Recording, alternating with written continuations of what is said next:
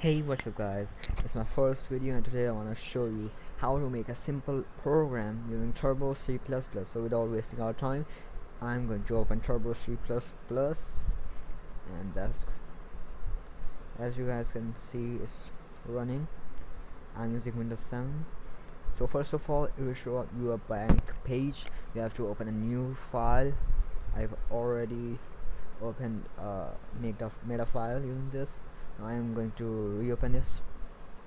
So it is named as no name 01.cpp. so without starting with hashtag include less than, sorry, it's include less than stereo.h. Stereo.h means standard input and output hyper uh, header file.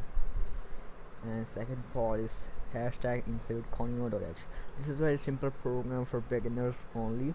It is not for professional use, so I don't suggest to view for professional purpose.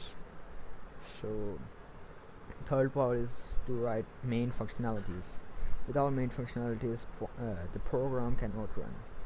Now using curly brackets, now type print f small bracket. You can type anything in printf using these. I'm using hello technologist, sorry, not technologist, hello programmers for that. And yeah, there I go, I typed that. Semicolon is essential after writing printf functionalities or any functionalities after main functionality.